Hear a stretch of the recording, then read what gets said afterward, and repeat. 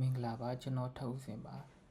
ကျွန်တော်ဒီနေ့ share ပေးခြင်းတဲ့အကြောင်းကတော့ latest technology trend ဖြစ်ပါတယ် okay အချမ်းနာမှာဘာပါမလဲဆိုရင်ဘာကြောင့် latest technology ကိုလေ့လာဖို့လိုအပ်တာလဲ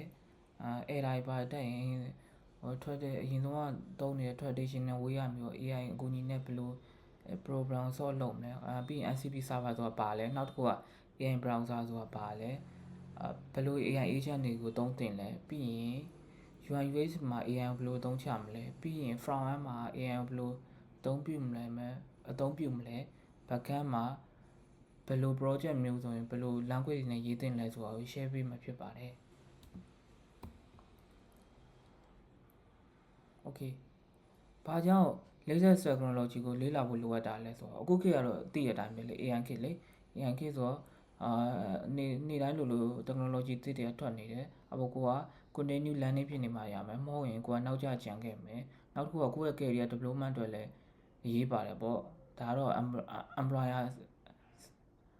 employee side ဘက်ကကြည့်ရပါတော့ employer view ကကြည့်ရင်လည်းကိုယ့်ရဲ့လုပ်ငန်းတွေမှာ AI ကိုသုံးချပြီးတော့ productive ဖြစ်အောင်ဘယ်လိုလုပ်မလဲပေါ့နော်ပို့ပြီးဖြစ်ပါတယ် okay အရင်ဆုံး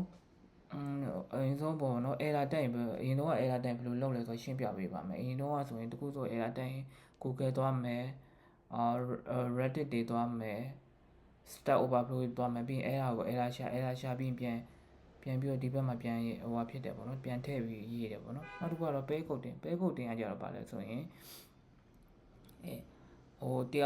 ယောက်ကကိုရေးတာကိုပြီးတယောက်ကကိုရေးတာကိုနောက်တယောက်ကမျိုးလိုက်ပြီးကြည့်ပြီးတဲ့သဘောမျိုးပေါ့နော်အခုခေတ်ကျတော့တည့်ရတိုင်းပဲအလုံးမ AI ခေတ်ဖြစ်နေတော့ voice coding ဖြစ်သွားပြီပေါ့နော် voice coding ဆိုပါလေ ChatGPT ပါမယ် Gemini ပါမယ် DeepSeek ပါမယ်အဲ့ဒါတွေမှာ error တက်ရင်သွားမေးပြီးတော့အဲ့ဒါရလာတဲ့ data ကို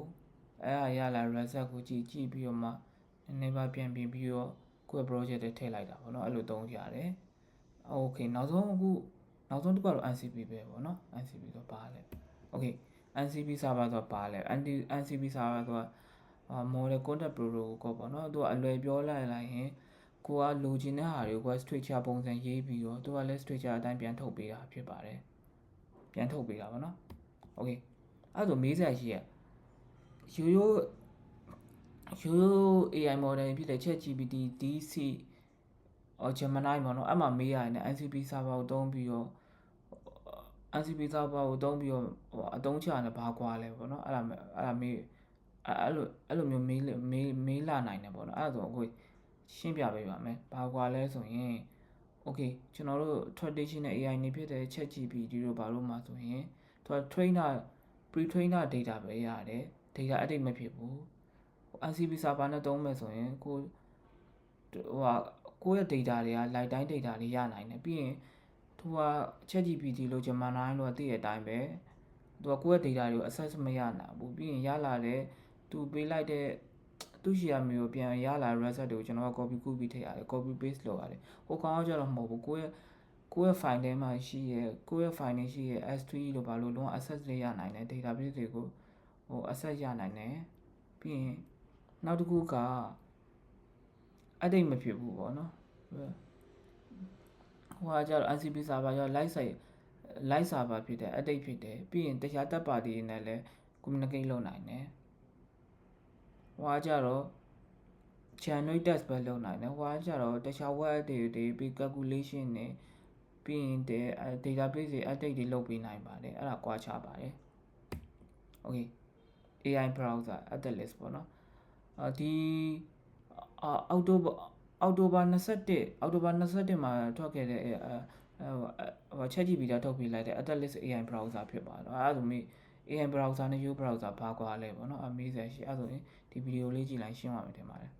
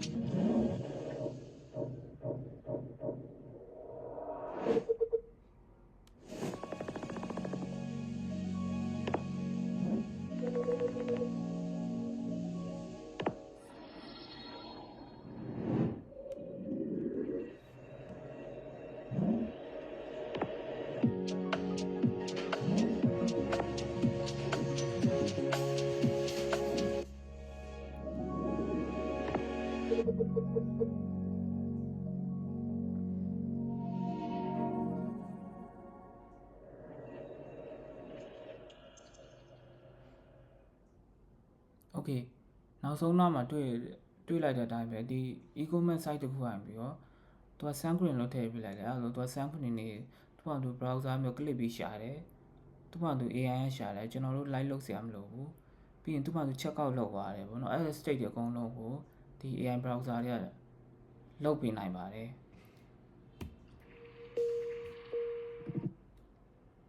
โอเคဘယ်လို AI agent တွေကိုသုံးသင်လဲပေါ့နော်โอเคပထမဆုံး ChatGPT ကတော့ဒီ coding တခုတည်းတက်မဟုတ်ဘူးတရား creative writing နေတော့သုံးသင်တယ်ဟို coding တက်ဆိုဘယ်လိုသုံးမလဲ coding တက်ဆိုရင်သူ့ကို role play ပုံစံမျိုးသုံးခိုင်းတင်တယ်ပေါ့နော်ဥပမာထားပါတော့ကိုက error တခုတက်တယ် error တခုဖြစ်လိုက်တယ် problem တခုဖြစ်တယ်အဲ့ problem သွားပြီးတော့ဒီတိုင်း fix လို့ပြောမှတဲ့ဆိုင်ရင်မင်းက senior developer တယောက်ဖြစ်တယ်ပေါ့မင်းသားဒီလိုမျိုး problem တက်ခဲ့ရင်ဘယ်လိုမျိုးဖြေရှင်းမလဲဆိုတာကိုဘယ်လိုမျိုးဖြေရှင်းပေးမလဲလို့မိလိုက်တာပို့ပြီးတော့ result ပို့ကောင်းစေပါတယ်နောက်တစ်ခုကတော့ personally ကတော့ကျွန်တော်ကတော့ Casa ကိုပို့ကြိုက်ပါတယ် Casa ကတော့ coding တက်ဆိုတော်တော်ပြီးတော့ပို့အဆင်ပြေပါတယ်နောက်ခုကျွန်တော်ကတော့ free version နေဆို limitation ရှိပါတယ်ဝယ်တော့တော့ပို့ပြီးတော့ကောင်းပါတယ် okay နောက်တစ်ခုက AI ကိုဘယ်လို UI UX မှာအသုံးချမလဲပေါ့တာမန်အဖြစ်တာမန် small IT company မှာဆိုရင် UI UX designer တွေမရှိဘူးအဲ့လိုမျိုးချင်းနေကြရင်ဒီ AI power ကိုအသုံးပြုပြီးတော့ design ဆွဲခိုင်းလို့ရပါတယ် okay သူက design ထွဲပြီးတော့ prompt ရိုက်လိုက်တာ ਨੇ ဒီdesign ထွက်တယ်ပေါ့နော် design ထွက်လာတယ်ပေါ့နော် okay ဒါပေမဲ့သူက design ကဘယ်လိုထွက်လာဆို Node.js တွေနေသူက from web ထွက်ပဲထွက်ပါတယ် Node.js တွေ TypeScript တွေ Shadcn UI တွေသုံးပြီးတော့ပဲ design ဆွဲပေးနိုင်ပါတယ် okay ဒါကျွန်တော် sample Figma Make ကိုသုံးပြီးလုပ်ထားတဲ့ sample လေးဖြစ်ပါတယ်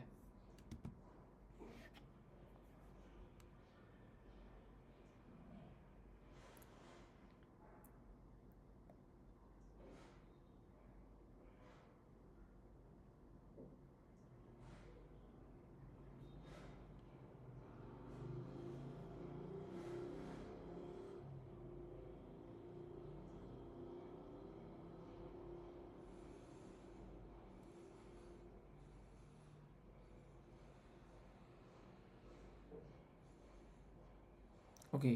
အဲ့မှာဆိုရင်ထုံးစံတိုင်းပဲကျွန်တော်ဒီဘက်ကမှာ prompt ရိုက်ထည့်ပေးလိုက်တယ် prompt ကိုသူကဟိုပါပေါ့နော်ဟိုdesign ကိုdesign ဖြစ်ပြန်ပြောင်းပေးတယ် coding web version ပေါ့နော်ဒီကောင်က web version ဒါပေမဲ့ကျွန်တော်က mobile အတွက်လောက်ထားတဲ့အတွက် mobile responsive design ပေါ့နော်အဲ့လိုမျိုးပြအဲ့လိုမျိုးပုံစံပေါ်နေတာဖြစ်ပါတယ်အဲ့ဆိုရင်တာမန်အဖြစ်ဆိုရင်ဒီ mobile ဒီ design ကိုပဲကြည့်ပြီးတော့ mobile သမားတွေကို UI UX တွေmobile သမားတွေကိုဒီမိုပြပြီးတော့ဒီလိုမျိုးဖြစ်အောင်ရေးခိုင်းလို့ရပါတယ်ဒါကပြောချင်တာက UI UX သမားတွေမရှိရင်သုံးလို့ရတဲ့ solution တစ်ခုပေါ့နော်ဒါပေမဲ့ enterprise app တွေပါရေးဆိုရင်တော့ UI UX designer တွေရှိရပို့ပြီးအဆင်ပြေပါတယ် okay နောက်တစ်ခုကကျ Figma to MCP server ကျွန်တော်ရှေ့မှာ MCP server အကြောင်းပြောခဲ့ရပေါ့နော်ဒီတစ်ခေါက်တော့ကျွန်တော်လက်တွေ့အသုံးပြုပြပါမယ်လက်တွေ့လုပ်ပြပါမယ်သူကခုန MCP server ကခုနကျွန်တော်ပြောခဲ့တဲ့အတိုင်းပဲprompt ရိုက်ထည့်လိုက်ပြီးရင်သူကိုကြိုက်တဲ့ programming language တွေအနေနဲ့ရေးခိုင်းလို့ရတယ်ပေါ့နော်ပို့ပြီးတော့ project ကပို့ပြီးတော့မြန်လဲ smart ပို့ပြီး smart ကြပါပေါ့နော် okay ဒါတော့ကျွန်တော်ဒီမိုပြမယ်project လေးဖြစ်ပါတယ် Next.js နဲ့ရေးကြတာပါဒီဘက်မှာဆို Figma design တစ်ခုရှိပါFigma design တိုင်းကို NCP server ကိုအသုံးပြုပြီးတော့တူအောင်လုပ်ပြထားပါတယ်မင်္ဂလာပါဒီနေ့တော့Figma NCP server ကိုသုံးပြီးတော့ဒီ Figma code Figma design ပြီးတော့ဒီ code တင်ဘယ်လိုပြောင်းလဲဆိုပြောပြပေးပါမယ်အရင်ဆုံးကျွန်တော်တို့Next.js project တစ်ခုဖန်တီးထားတယ် source code တွေကတော့ဒီမှာပေါ့ဒါ Next.js ပေါ့နော် okay အဲဆိုရင်ကျွန်တော်ကဒီ Figma NCP server လို့ Figma NCP server သုံးမယ်ဆိုရင်ဆို Figma desktop version ရှိဖို့လိုတယ်ဒါတော့ Figma desktop version ပေါ့နော်အမှကကိုလိုချင်တဲ့ page ကို select မှတ်လိုက်မယ် select မှတ်ပြီးရင်copy link to selection ယူမယ်ယူပြီးတော့အကုတ်ကိုယူမယ်ပြီးရင်ကျွန်တော်ဒီ VS code ကိုပြန်လာမယ်code editor ကိုကြိုက်တာပို့သုံးလို့ရတယ်ပေါ့နော်အမှကကိုလိုချင်တဲ့ခုန link ကိုယူထည့်ပဲပြီးကြို prepare လုပ်ထားတဲ့test တွေထည့်ပေးလိုက်မယ်ပြီးရင်ဒါဆိုကျွန်တော်စောင့်နေပါရုံပဲဒါဆိုရင်သူ့ဘာသူရင် process တွေ page တွေဖန်တီးသွားမယ် component တွေဆောက်ရမယ်ဟောနော် Figma design တိုင်းတပုံစံနဲ့ထွက်လာလိမ့်မယ်ပေါ့နော်ခဏစောင့်ပြရမယ်ဒီမှာဒီမှာကကိုယ့်ဘက်ကိုပါတေးဝင်းနဲ့သုံးကျင်လားပါနဲ့သုံးကျင်လဲထပ်ပြီးတော့လုပ်လို့ရပါတော့ထပ်ပြီးတော့ထည့်လို့ရပါပေါ့ဒါတော့ပေါ့နော် dashboard က front end တစ်ခုတည်းတော့မဟုတ်ဘူးပေါ့နော်ဒီ mobile ပဲဖြစ်ပါပဲဖြစ်အကုန်ရတယ်ပေါ့နော် mobile ဆိုလည်း flutter ပဲဖြစ် React Native ပဲဖြစ်အကုန်လုံးသုံးလို့ရတယ်ပေါ့နော်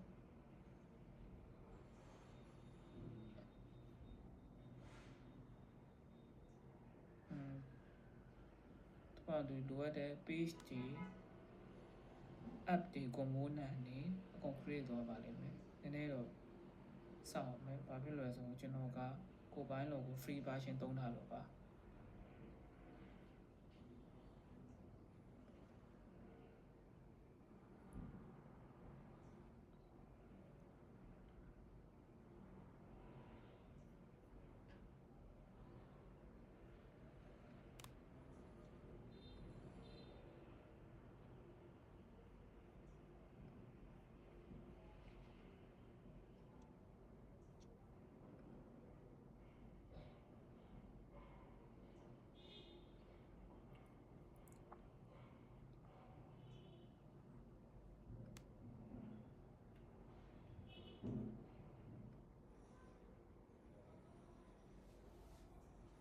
โอเค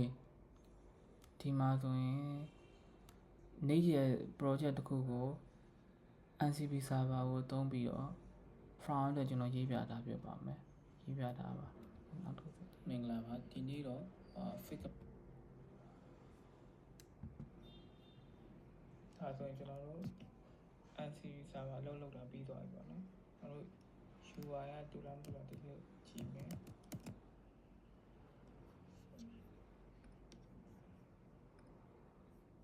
โอเค NCP server ပြီးတော့လုပ်ပေးလိုက်တဲ့ design ပေါ့နော်ကျွန်တော် Figma design နဲ့တူလားမတူလားဒီကျစင်ကြည့်မယ်โอเคပုံလေးတွေပဲကွာပေါ့နော်ပုံလေးတွေရှေ့နောက်လွဲတာဖောင်လေးတွေကွာမှာဒါပဲရှိတယ်ပေါ့နော်တော်တော်ကြီးကိုတူတယ်ပေါ့နော်โอเคကျေးဇူးပါโอเคဒါဆိုရင် design ကတော်တော်များများတူတယ်ပေါ့နော်ခုနကျွန်တော်ပြောတယ် font လေးတွေလွှဲမယ် background တွေလွှဲမယ်ဒီလောက်ပဲကွာပေါ့နော်โอเคဒါဆိုရင် front end အတွက်ဆိုရင်ဘေး AI နေသုံးမလဲပေါ့နော်ထုံးစံတိုင်းပဲဘာဆဲထုတ်တဲ့ VC တို့ရှိရယ် VC တို့သုံးပြီးတော့လွယ်ကူရေးလို့ရပါကိုက front end developer မဟုတ်ဘူးဆိုရင်တော့ VC ရိုးလို့ပါပဲတော်တော်ကြီးအဆင်ပြေတယ်ပေါ့နော်သူကထုံးစံတိုင်း Next.js TypeScript တွေတေးဝင်နေနဲ့ generate လုပ်ပေးလိမ့်မယ် share CI UI သုံးတယ်ဒါတော့ကျွန်တော် VC တို့မှာလုပ်ထားတဲ့ sample demo ပြဖို့အတွက်လုပ်ထားတဲ့ sample project ဖြစ်ပါတယ်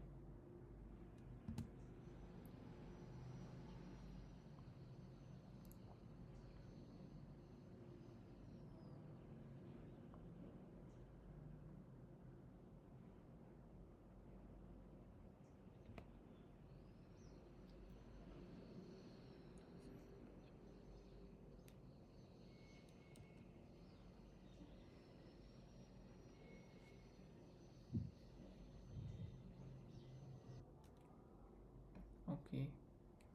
ဆက်သွားမယ် okay backend မှာပေါ့နော်ဘယ်လိုချင်းဘယ်လို project တွေမှာဘယ်လို language တွေသုံးသင့်လဲပေါ့နော်အဲ့ဒါတစ်ချက်ရှင်းပြပေးပါမယ် traditional web တွေဖြစ်မယ် microservice တွေမဟုတ်တဲ့ traditional web တွေမှာဆိုရင် Laravel လို့ပါလို့သုံးရင်ရပါတယ်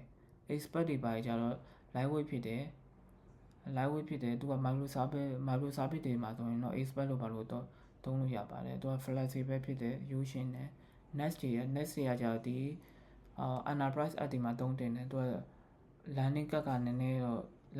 ည်းရှိတယ်သူက scalability ဖြစ်တယ် modern tooling တွေပါတယ်ပေါ့နော် okay လာပါတော့သူ architecture တော့ MPC ပုံစံကိုယ့်ဘာကို modular ပုံစံပြောင်းရေးမယ်ဆိုလည်းရေးလို့ရပါတယ်သူမှာပါဝင်တဲ့ feature တွေ default feature တွေ all တွေ queue တွေ mail တွေ cache တွေ job တွေ event တွေ policy တွေ migration setting တွေ useful command line တွေပါမယ်ပေါ့နော် traditional web တွေ API မှာသုံးနိုင်ပါတယ် expert ကကျတော့ lightweight ဖြစ်တယ်lightweight ဖြစ်တယ် microservice project တွေမှာသုံးဖို့သင့်တော်ပါတယ် next တွေကကျတော့ learning ကကြီးရဲ့သူက dependency injection module တွေသုံးတယ် guarded တွေသုံးတယ် pilot တွေ default TypeScript ထည့်ပေးထားတယ်large scale project တွေဆိုရင်တော့ next တွေကိုသုံးသင့်ပါတယ်